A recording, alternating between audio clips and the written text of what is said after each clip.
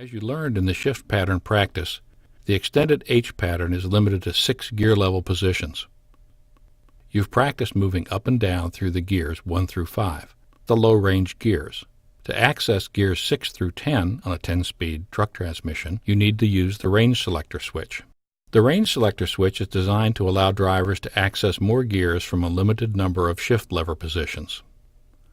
When the range selector switch is down, the transmission's in low range, accessing the lower gears.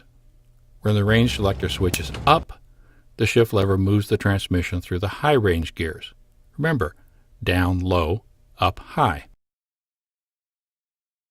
When you want to shift from 5th gear to 6th gear, you start by moving the range selector position switch from low to high while you're still in 5th gear. This is called pre-selecting. Pre-selecting makes it easier for you to shift because you don't have to worry about the range change at the same time you're moving the shift lever. 6. Do not move the range selector switch when the shift lever is in neutral and the vehicle's moving. This can overload the transmission, especially for quick shifts, and lead to damage. Even though there's a high range reverse, it's a very bad idea to use that gear. Controlling the vehicle when backing up at high speed is both difficult and risky. The shift lever position charts you see in truck operator manuals show the low-range gears with a black background and the high-range gears with a white background. As you can see, the shift lever position for 3rd gear and 8th gear is the same. When the range selector switch is down, this position is used for 3rd gear. When it's up, this position is used for 8th gear. When the shift lever is moved out of a gear position and into neutral, the corresponding gear is pushed away from the transmission input shaft, so they no longer mesh and can spin freely. With enough force, the shift lever alone can push the gear away from the input shaft without using the clutch. However, over time, this much force causes chipping, warping, and excessive wear on the gear teeth, makes the transmission less efficient and more difficult to work with. Using the clutch allows the gears to separate gently and allows the transmission to operate smoothly and effectively. Cars and light trucks have a synchronized transmission. With a synchronized transmission, you only have to depress the clutch once and hold it down to move from gear to gear. The transmission does the rest automatically.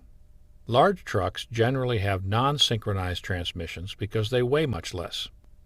This means it's up to the driver to match, or synchronize, the speed of the engine with the road speed of the vehicle. For a non-synchronized transmission, this requires depressing the clutch twice instead of just once. This is called double clutching. In double clutching, you depress the clutch once to separate from one gear, and then again to secure the proper meshing of the new gear. The clutch pedal has 3 different positions: engaged, disengaged, and clutch brake. When the clutch pedal is at rest and the vehicle is in gear, the clutch is engaged and mechanically connects the engine to the transmission so that the power is moving from the engine to the drive shaft. The clutch pedal has 1 to 2 inches of free play in it to keep the clutch from being disengaged by accident. When the clutch pedal is depressed 3 to 4 inches, the clutch is disengaged. This separates the transmission input shaft from the transmission so that the shift lever can be moved safely and smoothly into neutral. When the clutch pedal is released and the shift lever is in neutral, the clutch is engaged, but the transmission still spins freely because it's in neutral. At this point, the shift lever is moved to the gate, or edge of the new gear position.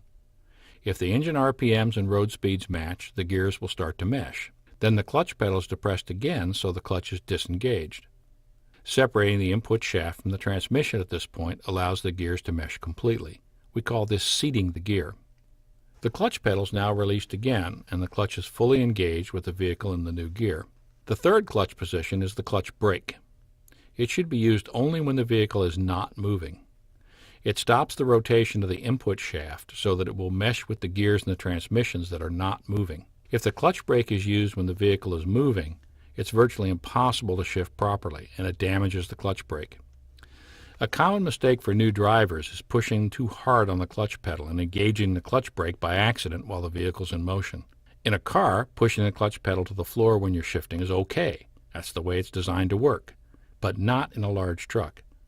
To prevent this, you have to have a good feel for how far to push down on the clutch pedal. So we've talked about double clutching and how it works. But what does double clutching actually look like when you do it? We're going to show you a video, and with each shift you'll see the driver push down on the clutch pedal twice. Once to move the shift lever to neutral, and once to seat the gear he's shifting into. Let's start with a couple downshifts.